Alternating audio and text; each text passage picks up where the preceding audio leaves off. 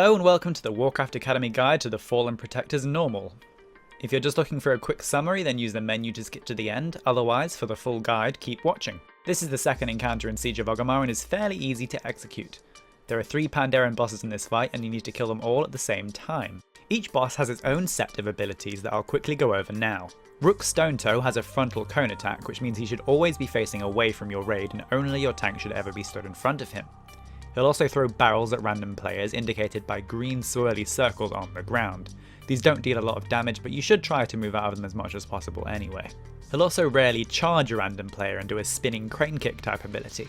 This damage is pretty high, so you need to move out of it when you see him spinning around like this. So move out of his kick, dodge his barrels, and face him away. He Softfoot likes to cover your raid members with Garrote, which is a minor physical damage dot which is only removed twice throughout the fight. So although the damage it does is quite low, it accounts for a lot of the raid damage in the fight. He'll use Gouge on whoever's tanking him, which stuns the tank for 6 seconds and drops aggro. But you can avoid this by simply turning around when he casts it. If you're facing away when the cast finishes, you won't get stunned and will only get knocked back. He's also going to cover his weapons in poison. He'll use instant poison sometimes, which means his attacks do a little bit of extra bonus damage to the tank, but that's not really anything to worry about. And he'll also do noxious poison, which means his attacks create little pools of poison on the ground, so you need to kite him around the room a little bit when he has the noxious poison. Preferably kite him in a circle around the edge of your raid, so that your raiders don't ever need to worry about the poison trail themselves. So move out of the poison clouds and turn around when he casts Gouge. Sun Tenderheart does not need to be tanked and will continuously cast a Mind Seer ability on random players. This doesn't deal damage to the targeted player, but it does deal damage to nearby players, so whoever this is cast on needs to move away from other people. You can also interrupt this, and it will cause her to cast it on a different player. She'll also cast a dot called Shadow Word Bane, which she'll use on multiple players at once, and it does damage every 3 seconds. And every time it deals damage, it's also going to spread to another player, so you need to dispel it before it deals damage the first time to avoid it spreading to other players. You can either have your healers call out the name of who they're going to dispel, or you can just mass dispel it. Make sure your healers can see the debuff on their raid frames. Her final ability is Calamity, and this is a long cast, and it does damage to the raid equal to half of their max HP, so anyone under half health is going to instantly die. You can use cooldowns to mitigate this if needed, but usually it's only 1 or 2 people that are actually in danger from it, so they can just use personal cooldowns to survive it. Pay special attention to the tanks when this is cast because the damage is quite bursty. So dispel Shadow Word Bane, move away with Seer, and make sure your raid is healed up during Calamity. Other than these basic abilities, each boss has a special ability called Desperate Measures, and they'll use this when they get to 66% or 33% health. When Rook Stonetoe reaches this health, he'll disappear and he'll spawn 3 adds: Sorrow, Misery, and Gloom. These adds need to be killed before he'll reappear. Sorrow will use Inferno Blast, which puts a red arrow above a player. When her cast finishes, she'll do 1.2 million fire damage split between everyone nearby. So when you get this above your head, you need to run into melee and split the damage with several other raid members, which means that most of your range should be also hugged in melee to help split the damage. However, you can actually take it alone if you have immunities or very strong cooldowns, usually the same cooldowns that you'd be able to use to soak Static Shock on Lei Shen. Gloom will use a splash damage ability called Corruption Shock. You need to interrupt this because when you're all stacked up it'll do a lot of damage. And finally, Misery will use Defiled Ground, which just does high damage to the tank and will knock him around, so make sure there's some extra healing on your tank during this phase.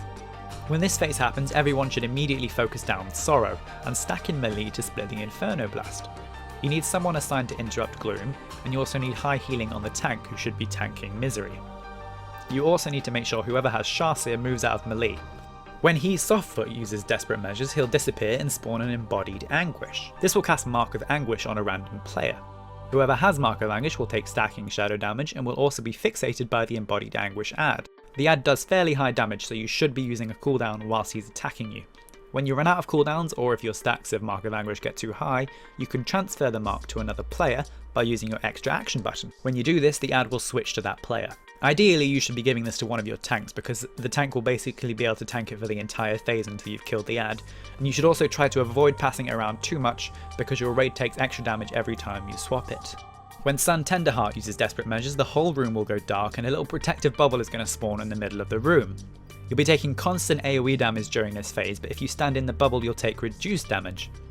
2 large adds will spawn at the sides of the room, and you need to kill these 2 adds to end the phase. Those 2 adds are also going to be spawning lots of small little adds that are going to run into melee and start attacking you, and any damage you do to the small adds is also going to be copied onto the big adds. So when you get a lot of them, you can actually just AoE them and you'll be doing more damage than if you were single targeting.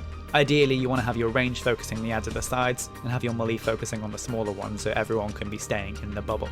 You'll be taking a lot of raid damage during this phase, so this is a really good time to chain all your various healing and raid cooldowns to make sure everyone stays alive. So now we've covered how to deal with their abilities, let's just quickly run over the DPS order and where you want to be standing. You should have your raid loosely spread out in the centre of the room and have the bosses slightly to the side. Make sure Rook Stonetoe is facing away from the raid, and focus him down to 66% first. Deal with his desperate measures, and then go for He Softfoot, and then stun Tenderheart. Never want to push multiple bosses to 66% or 33% at the same time, because you'll have to deal with multiple desperate measures at once, which could wipe you. So, to summarise, dodge the spinny kick, dodge the circles, dodge the poison, move away with Chassis, turn around during gouge, push the bosses to 66% one at a time and again at 33%, focus the adds when they're up, back up with the red arrow, interrupt gloom. Use your extra action button to throw Mark of Anguish to a tank. Stack in the bubble when it appears and chain raid cooldowns whilst it's up. Dispel Shadow Word Bane every time it appears. Remember, the bosses need to die at the same time as each other, so control your DPS once they get low and make sure you don't push one significantly before the other.